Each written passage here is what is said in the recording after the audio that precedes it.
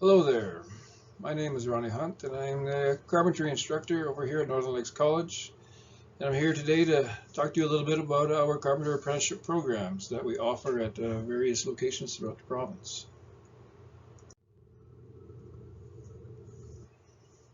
See this picture here? Looks like a typical day for a framing carpenter. And if getting out and working on a job site like this is something that may appeal to you, then perhaps carpentry is a good career choice for you. What does it take to get in?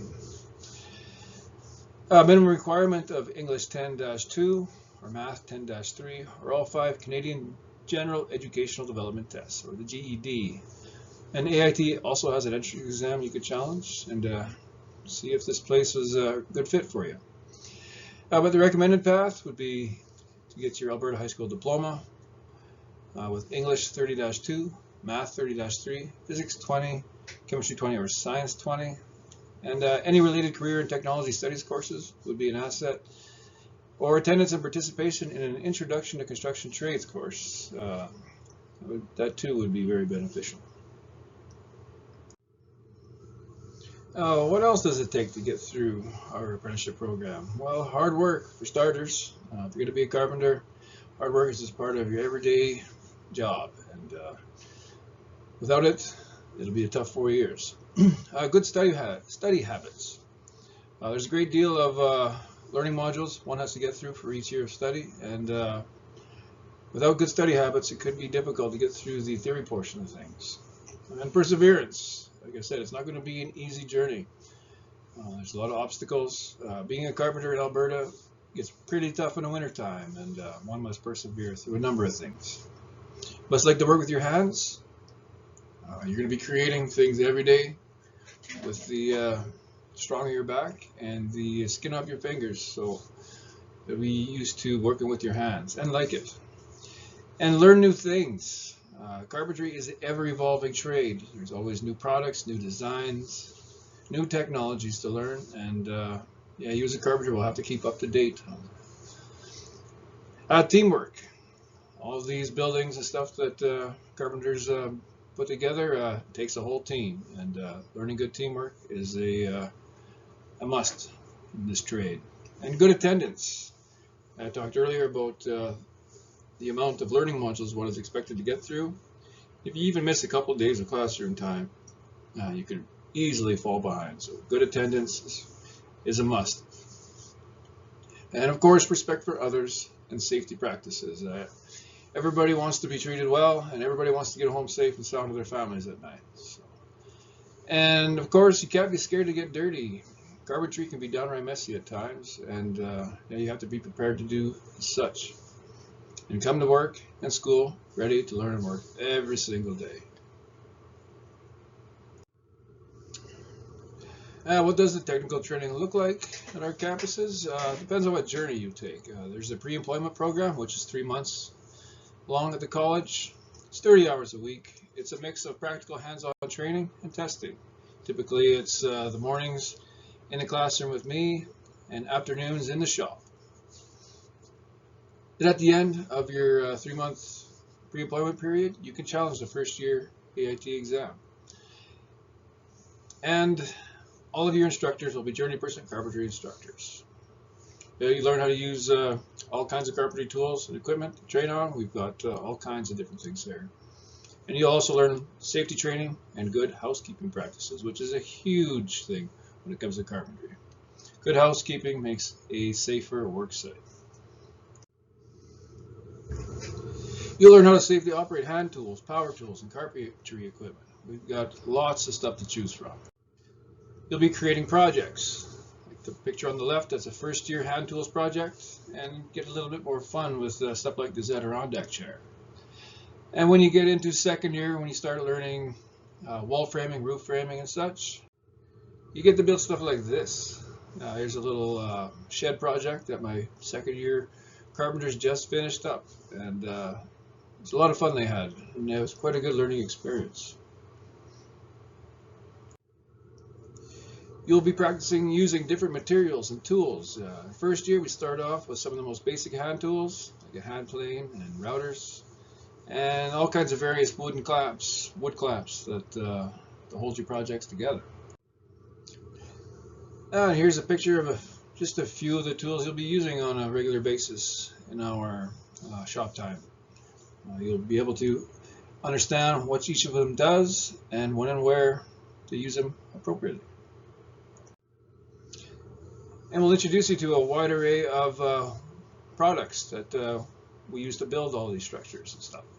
From wood products, all the different profiles, all the different shapes, all the different species. So you'll learn all about from how a tree grows and how we use its parts to turn it into usable products.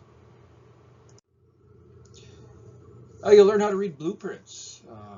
For every house, for every hospital, for every bridge, for every skyscraper, there's a set of blueprints, and you come through our doors, we'll teach you how to read those blueprints and build the structures. Okay, what comes after pre-employment? Well, if you're successful with challenging your AIT first period exam, you find a job working under a journeyperson carpenter. They can sign you up as a regular apprentice with Alberta industry training. Then you'll only have to go to school for second, third, and fourth period carpentry, and those are 8 weeks each. For each year of training, you're required to work for 1,560 hours under a journeyperson. This means you'll need to go to school 4 times and work under a journeyman for 6,240 hours altogether. Once you've completed each period of school and your hours of work, you'll be certified journeyperson carpenter. And where do carpenters work? Oh, there are so many avenues that a carpenter can head down, and these are just a few of them. You can work at industrial sites, you can get into building houses or commercial sites, building shops, shopping malls, stuff like that. You can get into concrete formwork and build bridges, skyscrapers. You can be strictly a framer, get into framing all kinds of buildings. Or finishing work, you can do some of the fine finishings within a home or a business, putting in flooring, cabinetry. You can get into the renovation game, taking old dilapidated structures and breathing new life into them. You can get on a maintenance team in a college and take care of buildings. You can get into roofing, demo work, or you can get into piecework. You can build and sell furniture. You can build and sell gazebos. You can build and sell just about anything. Carpenter can, anything your imagination can think of. And fabrication shops are huge. There's a lot of fab shops out there building pre-manufactured homes, building furniture, building all kinds of stuff. And carpenters are in great demand inside these workplaces. Looks like this gentleman here is having a good day out framing. If you like to work out in the sun, get on the outside and the outdoors, this may be a job for you. It's always a good day when you're putting on the roof. It goes on pretty fast, and at the end of the day, you get to see your hard work come together. You can go work at a truss fabrication shop. They're always looking for carpenters. It's once these trusses are made, it's the carpenters that install them as well. Like I mentioned earlier, when the roof goes on to a build, it changes the structure so much in so little time, and it's quite a rewarding part of a build. In concrete work, absolutely, there's a lot of this in carpentry. Like underneath every structure, or just about every one, I guess, is a concrete foundation.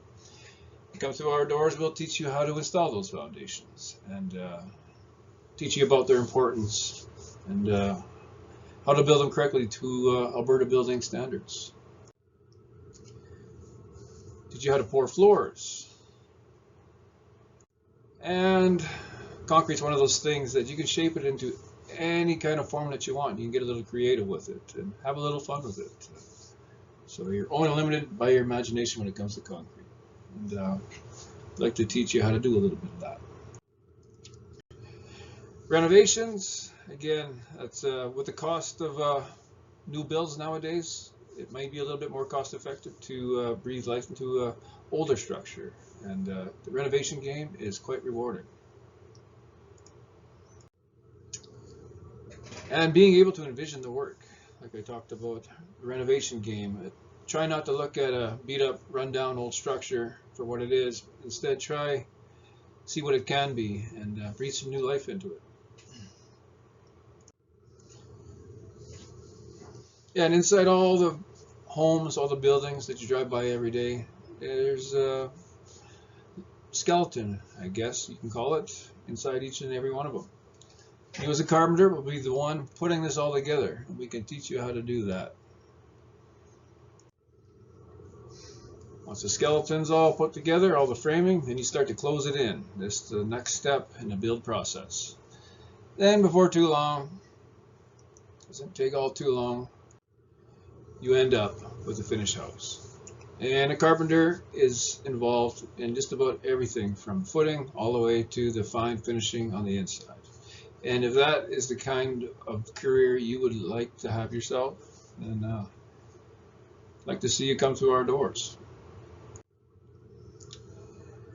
And the program costs, pre-employment or dual credit, 3-month program is approximately $5,300. With that, you get a lot of safety training, a lot of safety tickets. You get to work right alongside the Period 1 regular apprentices, and then you also get a work placement program at the end. Period 1 is about $1,800, Period 2, $1,660, Period 3, $1,640, Period 4, $1,425. And those are approximate numbers. For up-to-date current fee sheet, please visit the website there at northernlakescollege.ca. And that's about all I have for you. Thank you for checking out carpentry at Northern Lakes College. We look forward to helping you reach your goals. And for more info on pre-employment carpentry, please select this link.